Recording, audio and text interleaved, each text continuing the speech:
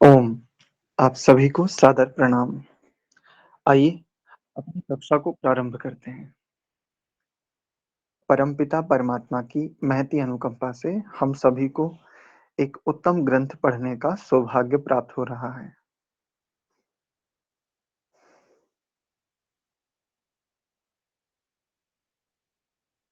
शांत, सहज, स्थिर वृत्ति के साथ, जिज्ञास्य भाव से युक्त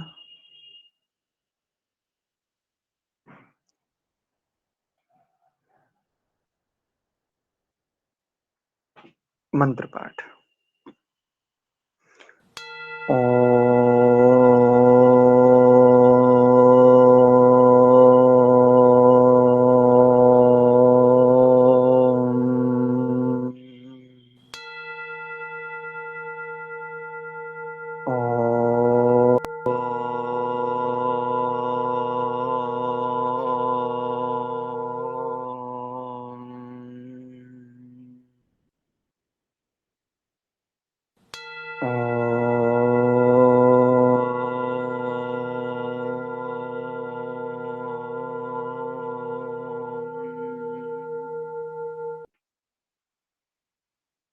ॐ सहनाववतु सहनौ भुनक्तु सह वीर्यं करवावहै तेजस्विनावधीतमस्तु मा विद्विषावहै। ॐ शान्ति शान्ति शान्तिः। ओम! आप सभी का पुनश्च हार्दिक स्वागत एवं अभिनंदन। संस्कार विधि स्वाध्याय की इस कक्षा में हम संस्कार विधि के अंतर्गत यज्ञ प्रकरण का स्वाध्याय करते हुए आ रहे थे और अभी जो वर्तमान में हमारा विषय चल रहा था वो अष्टाध्याहुति प्रकरण। इसके हम 3 मंत्रों का स्वाध्याय कर चुके हैं। चौथे मंत्र का उच्चारण कल हमने देख लिया था। आज पदच्छेद पूर्वक इसके भाष्य पर विचार करते हैं। सबसे पहले इस मंत्र का हम पदच्छेद कर लेते हैं, क्योंकि पदच्छेद हो जाने से हमें बहुत ही अनुकूलता हो जाती है अर्थ समझने में, अर्थ निर्धारण करने में, अथवा जो अर्थ किया गया है उस किए गए अर्थ को भी हम अपनी अपनी स्थिति के अनुसार ठीक ठीक समझ पाते हैं। तो देखिए, पदच्छेद होगा तो ओम पद ज्यों का त्यों रहेगा, वो अव्यय पद है, इसका कोई पदच्छेद नहीं होता। तो ओम ज्यों का त्यों तत् त्वा यामी ब्रह्मणा वंदमानः। तत् आ, तदा है ना, तो तत् आ शास्ते यजमानः हविः भी, हविर भी ऐसा भी कर सकते हैं अथवा हविः भी ऐसा भी कर सकते हैं। आगे फिर अहेडमानः, पदच्छेद में करेंगे तो अहेडमानः ऐसा खुल जाएगा। वरुण इह बोधि उरुशंसा, बोध्यु है ना, तो इको अणची हो गया था यहाँ, तो बोधि उरुशंस मां न आयु प्रमोषी स्वाहा इदम वरुणाय इदं न मम। ये इसका पदच्छेद। आइए अब इसके हम भाष्य को समझने का प्रयत्न करते हैं। ये मंत्र कह क्या रहा है? 8 आज्य आहुतियां, अष्ट आज्य आहुति प्रकरण। प्रायः करके एक बात अभी तक जितने मंत्रों का हम स्वाध्याय करते हुए आ रहे हैं, इन सब में एक शब्द आपको सभी में कॉमन मिलेगा और वो है वरुण। प्रारंभ से लेकर के यहां तक देखेंगे तो वरुण शब्द सब में कॉमन मिलेगा। इस पर भी थोड़ी सी बात करेंगे।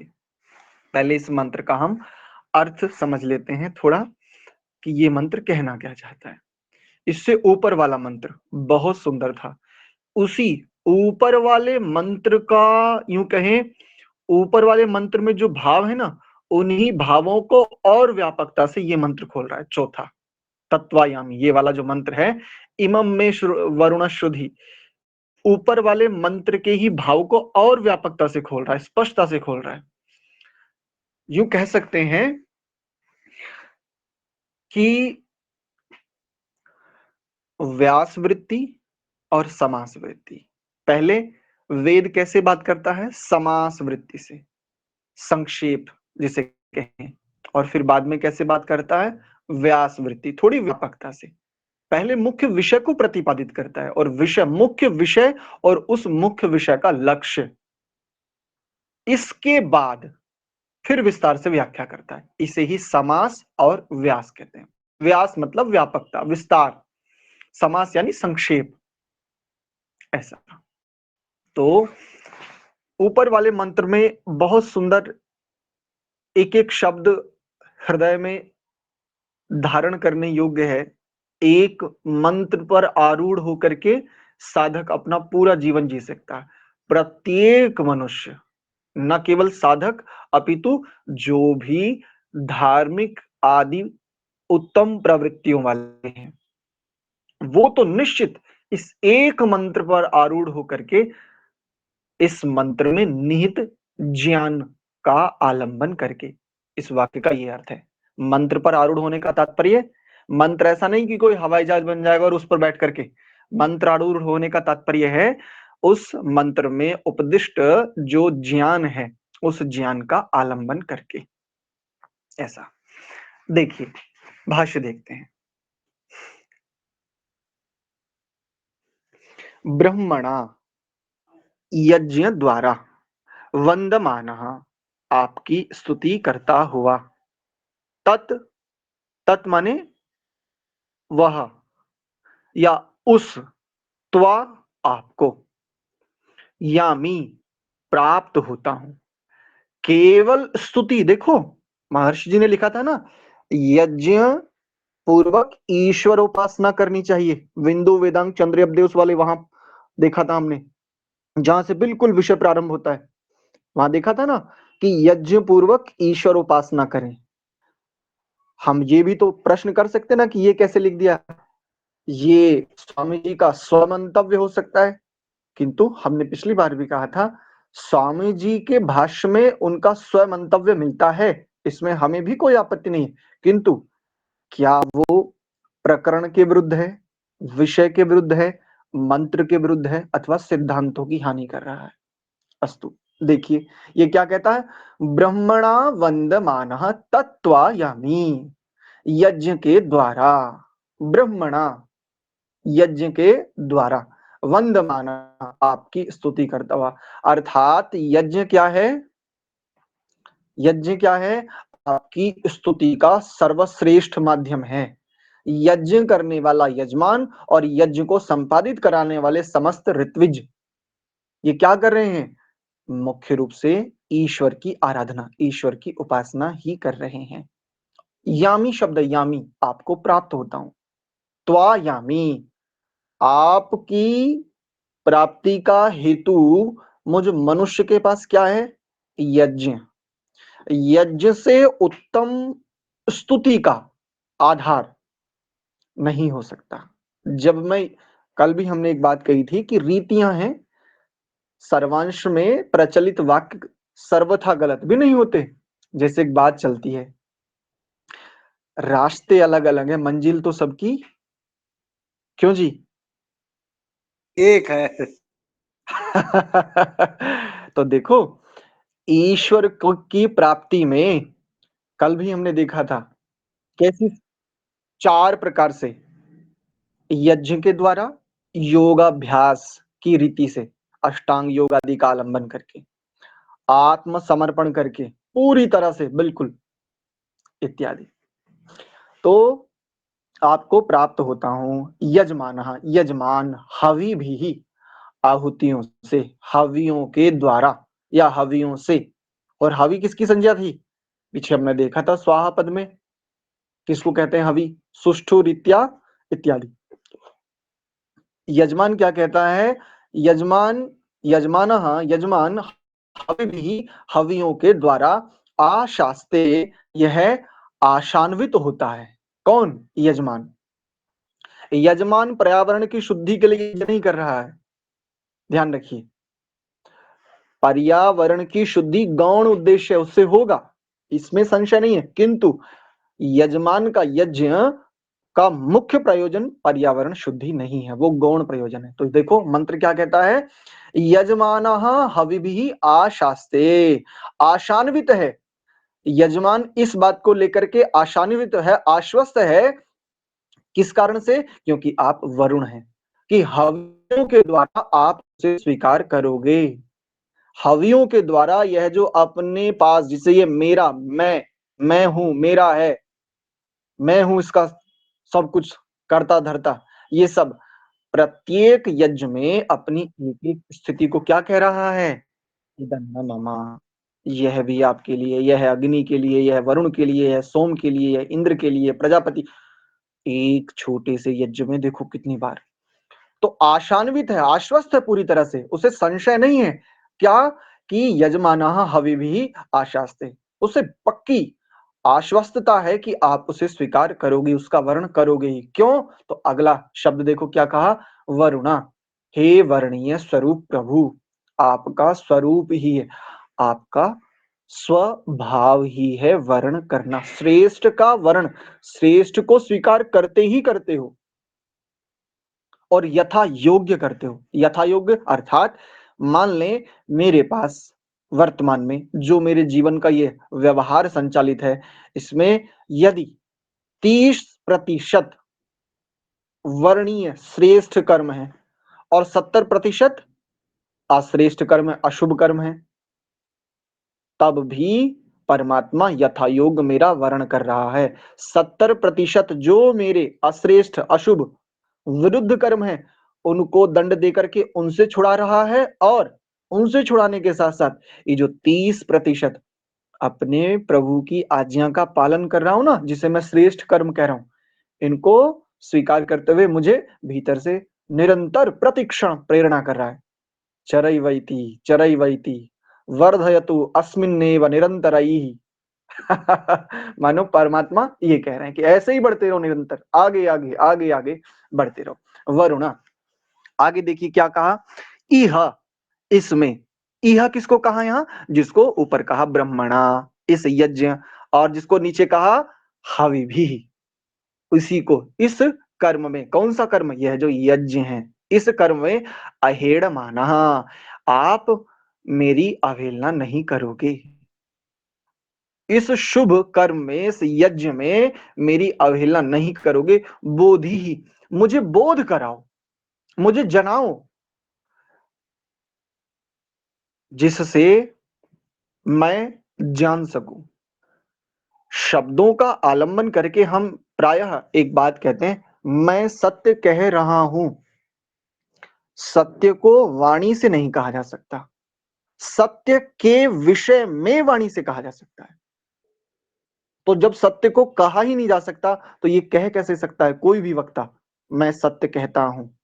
नहीं, तुम सत्य नहीं कहते, क्योंकि सत्य अकथनीय है। सत्य के विषय में जितनी जितनी जानकारी कहें या जितना जितना अनुभव, ऊहा आदि आपके पास है, हमारे पास है, वही हम सब कहते हैं। सालंबन, बस ऐसा समझें, शब्दों का, भाषा का आलंबन करके सत्य के विषय में कुछ बात कहते हैं, चाहे वो संसार की कोई भी विचारधारा हो। सत्य को कहा ही नहीं जा सकता। और इस बात को प्रतिपादित करते हुए मुझे बहुत सुंदर बात इसमें लगती है, ये जो मौन आहुति है, एक प्रजापत्य आहुति और वहां पर सायंकालीन मंत्रों में भी एक आहुति। ये जो मौन आहुति है, ये इस बात के भेद को, इस रहस्य को और अच्छे से पुष्ट करती है। बोध कराओ मुझे, मेरी अवहेलना मत कीजिए। और चूंकि आपका स्वभाव ही है, आप शरणागत को स्वीकार करते ही हो, ऐसा। और आगे क्या कहा, उरुशंसः, महान कीर्ति वाले प्रभु। आपकी कीर्ति को मैं कब गाऊंगा? जब मेरे 70% मान लीजिए दुख देने वाले कर्म हैं, और 30% मात्र मेरे उन्नतिकारक कर्म है, शुभ कर्म है, श्रेष्ठ कर्म है, तब भी 70% का ठीक-ठीक न्याय करते हुए मुझे दंडित भी कर रहे हो, किंतु उनको सहने की शक्ति भीतर में प्रदान कर रहे हो, जिसे आत्मबल आदि कहें। और दूसरा, जो 30% शुभ है, उस पर निरंतर चलते रहो, कोई बात नहीं। धावतः स्खलनम दोषो न भवति। चलते-चलते यदि तुम गिर जाते हो ना, फिर उठो, फिर चलो। बोले प्रभु फिर गिर गया, तो क्यों चिंता करते हो? अहेड़ माना प्रभु, अवहेलना तो नहीं करोगे? अरे नहीं करूँगा, तू चल तो सही, तू फिर चल। बोले प्रभु चला फिर गिर गया, तो कोई बात नहीं, फिर से चल। तो कहा बोधि, मुझे बोध कराओ, कैसा कराओ? उरुशंसा, आपकी कीर्ति को मैं कब गाऊंगा? तब गाऊंगा जब 70% मेरे अशुभ होते हुए भी, अश्रेष्ठ होते हुए भी, अथवा सामान्य होते हुए भी, सकाम होते हुए भी आपने 30% के आधार पर उसको भुगवा करके मुझे रिक्त करने का, उससे छुड़ाने का उपक्रम तैयार कर रखा है अपनी इस न्याय व्यवस्था में। और दूसरा, इन 30% के आधार पर कह रहे हो हाँ यही वो पथ है, इसी पथ पर चलते रहो, आगे बढ़ते रहो। और आगे क्या कहा? नह अस्माकम, हमारी क्या करो? आयु मां प्रमोशी, हमारी आयु असमय में। प्रमोशी शब्द का कुछ विद्वान जैसे हरिशंकर जी हैं, वो करते हैं चुराने अर्थ में। मोक्ष शब्द का अर्थ प्राय चुराने अर्थ में भी होता है। तो क्या परमात्मा चोर है क्या? परमात्मा क्या चोर है? शब्द धातु आदि के आधार पर जब शब्द के अर्थ का निर्धारण करते हैं, शब्द का वो जो अर्थ कर रहे हैं, धातु आदि धात्वर्थ के आधार पर वह भी ठीक ही कर रहे हैं, किंतु किंतु सर्वत्र धात्वर्थ का आश्रय करके अर्थ नहीं किया जाता। उस मंत्र में निहित प्रकरण, विषय आदि को, जिसे हम कहते हैं देवता, प्रतिपाद्य विषय जो है, उसको ध्यान में रखते हुए हमें अर्थ करना पड़ता है। प्रमोशी शब्द का प्रकर्ष रूप से जिसका मोषण कर किया जाता है, प्रकर्ष से मोषण कर जाता है जब भी वृद्ध होता है आचरण किसी जीव का, तब क्या होता है? तो संसार में एक प्रचलित है ना, अरे बहुत कम आयु थी बेचारे की, असमय में ही चला गया, अकाल मृत्यु हो गई, अकाल। यद्यपि यद्यपि इसके दोनों पक्षों को हम समझते हैं, वो कोई हो ही नहीं सकता, बिना काल के तो मृत्यु संभव है ही नहीं, कोई तो समय रहा होगा ना। समय की चाहे जितनी छोटी से छोटी इकाई लें, तो अकाल मृत्यु को इस तरह से दिखते हैं। और दूसरा क्या है, इसका भाव ये है कि अभी समय नहीं हुआ था, अभी ये और उत्तम प्रयत्न कर सकता था, अथवा बिल्कुल सामान्य, अभी ये और जीना चाहता था, अभी जिस भी भाव में, जिस भी कर्माशय से लगा हुआ, जिस भी कर्माशय को भोग रहा था, उस कर्माशय को और भोगना चाहता था, जिससे रिक्त हो सके, खाली हो सके। सारा सब कुछ ज्ञान विज्ञान खाली होने के लिए है, रिक्त होने के लिए, छूट जाने के लिए है, छूट जाना। और छूटने के लिए चर्चाएं चलती हैं प्राय करके, सब कुछ सारा कुछ भोगना पड़ेगा, ये भी चर्चा चलती है। और एक बात ये है, भाई सब कुछ यदि भोग करके इसे ही छूटना कहें, तो प्रयत्न का फिर क्या? प्रयत्न की सार्थकता कहाँ रही फिर? जबकि प्रयत्न आत्मा का स्वाभाविक गुण है, इत्यादि।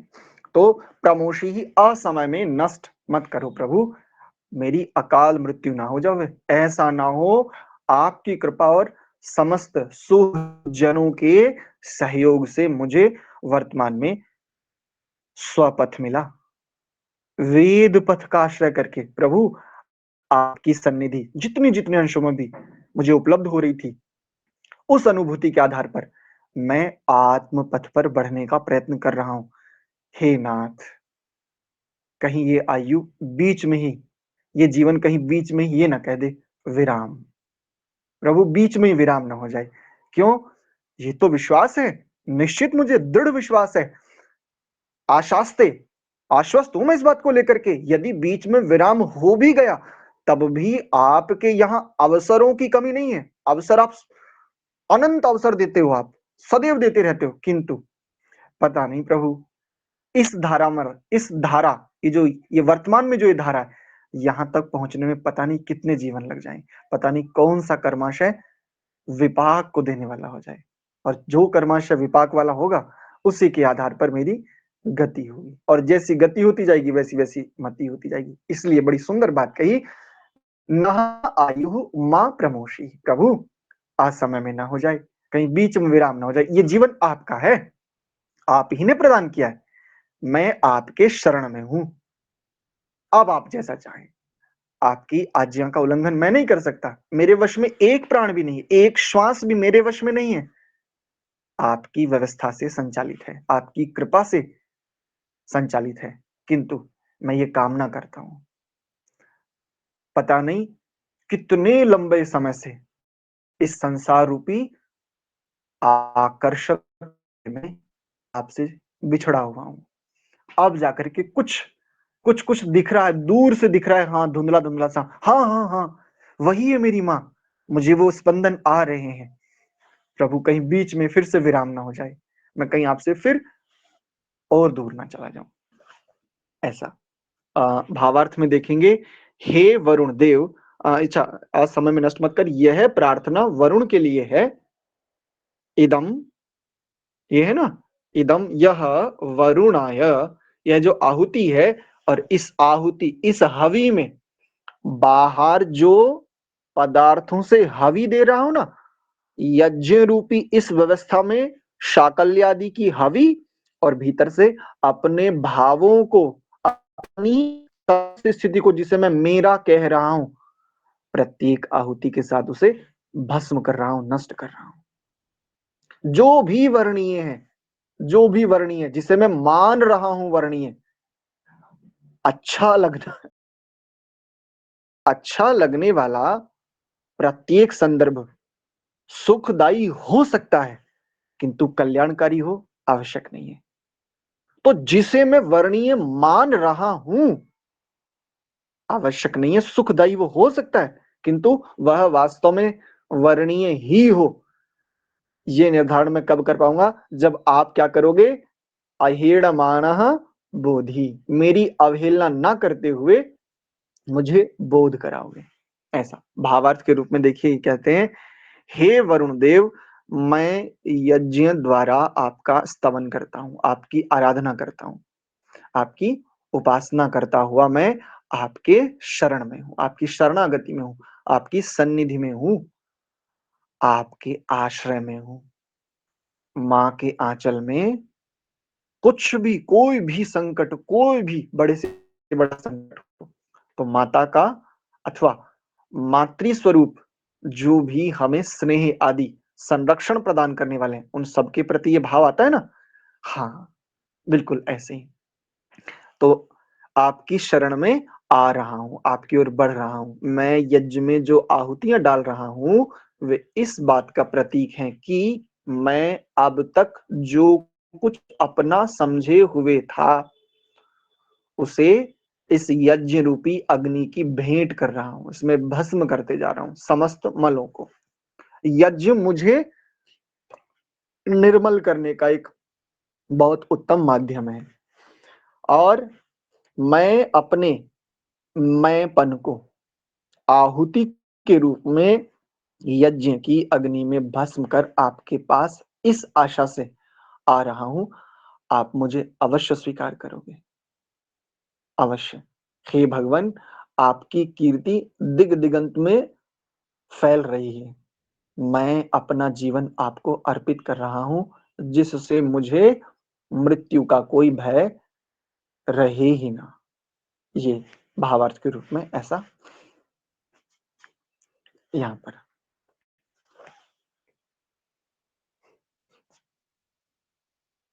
हमारे पास, हाँ, लगभग हमारे पास 10-15 मिनट है जी।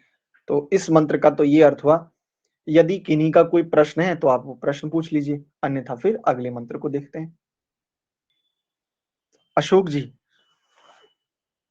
जी। मैं ये पूछ रही थी आचार्य जी कि ये जो अष्टाज्य आहुतियां हैं, ये नित्य कर्म के पश्चात देनी चाहिए या पहले देनी चाहिए? नित्य कर्म के पश्चात ही होनी चाहिए। पहले तो सामान्य देखो, हाँ, कई पुस्तकों में आचार्य जी पहले दी हुई हैं। एक छोटी सी बात कहते हुए चलता हूँ। जैसे हाँ, जैसे माताएं भोजन बनाती हैं तो सबसे पहले रोटी थोड़ी ना सेकी जाती है, रोटी को थोड़ी पकाया जाता सबसे पहले। पहले आटा लिया जाता है, उसको जल आदि के साथ मथा जाता है, मथ करके छोड़ करके फिर बाद में उसको फिर मुक्की लगाते हैं उसमें, जिसको मीढ़ना बोलते हैं, मसलना बोलते हैं, और उसके बाद फिर एक एक लोई तोड़ करके एक एक चपाती को फिर पकाया जाता है अग्नि आदि के माध्यम से। ठीक ऐसे यहाँ पर भी अष्टाध्यायी 8 इन 8 मंत्रों से सभी जो भी मंगलकारी हैं, प्रत्येक यज्ञ में इन 8 मंत्रों से आहुतियां दी जा सकती हैं। किंतु किंतु पहले तो लोई तो तैयार करनी पड़ेगी ना, कम से कम अग्नि तो तैयार करनी पड़ेगी ना अच्छे प्रकार से, इत्यादि। और एक तो ये बात है, दूसरा एक पक्ष तो ये है कि पहले हो जावे बाद में आहुतियां देवें। एक दूसरा पक्ष ये है, वो कहते हैं भाई ये 8 आज्य आहुति हैं, और आज्य किसको कहते हैं? गर्म घृत को। उष्ण घृत की संज्ञा आज्य है, आज्य। तो जो पहले करवाते हैं उनका ये मानना है कि इन मंत्रों से चूंकि पहले घृत की आहुतियां दी जा रही हैं, ऐसा इसके पीछे उनका ये चिंतन है। और दो पक्ष हमें मिलते हैं। एक इस कारण से वो कहते हैं कि भाई पहले तो सामान्य क्रिया होगी ना, पहले तो अग्नि आदि प्रज्वलित होंगी, पहले तो व्यवस्था को स्थापित किया जाएगा, बाद में कर्म होगा। एक ये पक्ष है। और दूसरा पक्ष ये कहता है कि चूंकि ये आज्य आहुति हैं, तपे हुए घृत से यदि इन आहुतियों को दिया जाएगा तो यज्ञ की अग्नि कैसी हो जाएगी? जो वास्तव में हवि को ग्रहण करने वाली है। यज्ञ की अग्नि यदि बढ़िया जबरदस्त अग्नि है ना, तभी हवि का वर्ण करेगी वो। सामान्य जिसे हम कहें मंद यदि अग्नि है यज्ञ की, तो आपके द्वारा प्रदान की गई जो हवियां हैं, आहुतियां हैं, उनका वर्ण नहीं कर पाएगी वो अग्नि। यहां अग्नि से भौतिक अग्नि को, यज्ञ में भौतिक अग्नि को लें, और प्रयोजन में परमात्मा, उस रूप में परमात्मा, और जो भी देव हैं विद्वान वही देवा, उनको अग्नि रूप में ऐसे लेते हैं। तो इसमें ये हम देख सकते हैं इस तरह से। ठीक है माता जी? मतलब दोनों तरह से दे सकते हैं, पहले भी दे सकते हैं और बाद में भी दे सकते हैं माता फिर। जी अगर शास्त्र के अनुसार देखें तो पहले, अगर हम महर्षि जी के अनुसार देखें, देखो मुख्य बात यह है, मेरे आचार्य ने जो विधान दिया है उस को जब तक मैं अन्य संदर्भित ग्रंथों से उसका ठीक ठीक और व्यापक विधान ना समझ लूं, तब तक मैं मेरे आचार्य का उत्तरीय ना छोड़ूं। मेरे आचार्य ने जो मुझे विधान दिया है वो मैं ना छोड़ूं। पहले तो सबसे पहले ये बात। जैसे देखो एक बात यहां पर देखें आप, यहां से आघार वाज्य आहुतियां हो गई ये 4। इसके बाद, इनके बाद क्या है? यहां से देखिए, अगर आप इसको ध्यान पूर्वक देखेंगे तो आपको समझ में आ जाएगा स्वयं ही कि यज्ञ की विधि, यज्ञ का क्रम क्या होना चाहिए। ये व्याहृत आहुति हो गई, उसके बाद ये सुष्टकृत आहुति हो गई। अगर हम इस क्रम को लें, यहां से व्याहृत आहुतियों को इसके बाद लें, तो फिर जो हमारा यज्ञ का मुख्य कर्म है, यजमान के 2 मुख्य कर्म है यज्ञ में, एक प्रातःकालीन वेला की आहुतियां और एक सायंकालीन वेला की आहुति। इसलिए जो लोग इन आघार वाज्य आहुति के पश्चात व्याहृत आहुति करा देते हैं और उसके ठीक पश्चात फिर ये स्विष्टकृत आहुति करा देते हैं, और फिर ठीक बाद में ये करा देते हैं, बिल्कुल क्रम देखे तो क्रम यही है। किंतु किंतु इनसे पहले पहले तो मुझे अपना दैनिक पालन करना पड़ेगा ना, जो मेरा दैनिक कर्तव्य है, जो मेरा प्रत्येक समय का प्रातःकाल और सायंकाल का कर्तव्य है, पहले तो मैं उसका पालन करूंगा, तत्पश्चात फिर मैं आगे बढ़ूंगा। ऐसे देख सकते हैं। ठीक है जी? और ये पूछना था आचार्य जी कि भाई इसमें साहवी के साथ आहुतियां देते हैं या खाली घी के साथ देते हैं? जैसे यहाँ पर अगर आप देखेंगे तो अष्ट आज्याहुति लिखा है और हाँ जी। आज्य, हाँ, आज्य शब्द का, क्षमा चाहूंगा, आज्य नहीं है वो, आज्य, आज्य शब्द का मुख्य अर्थ है घृत, तपा हुआ घृत। किंतु घृत के समान पुष्टिकारक जो भी हमारा पदार्थ है उस सबको आज्य अर्थ में स्वीकार किया जाता है। आज्य शब्द का अर्थ केवल घृत ही नहीं है, घृत के समान जो उद्दीपन पुष्टि आदि देने वाले हैं उन सब की भी आज्य संज्ञा है इस आधार पर। तो जो केवल घृत से देते हैं वो इसका इस प्रकार से अर्थ करते हैं, और जो सामग्री से दिलवाते हैं वो इसका इस प्रकार से अर्थ करते हैं कि आज्ञा संज्ञा केवल तपे हुए घृत की नहीं है, सुपरीक्षित करके जो सुसंस्कारित, जो हमने शाकल्य जिसे हम सामग्री कहते हैं, हवन सामग्री जो तैयार की है उसकी भी आज्ञा संज्ञा है। तो आहुति, हवन सामग्री से आहुति देने के पक्ष में ये चिंतन होता है और केवल घृत से आहुति देने के पक्ष में ये चिंतन होता है। ठीक है माता जी? बहुत बहुत बहुत बहुत धन्यवाद आचार्य जी। चलिए, ठीक है, तो आज के विषय को हम इतना ही रखते हैं। इस अगले मंत्र को हम अग्रिम कक्षा में स्वाध्याय करेंगे। चलिए एक बार प्रणव का उच्चारण करते हुए आज की कक्षा को विराम देते हैं।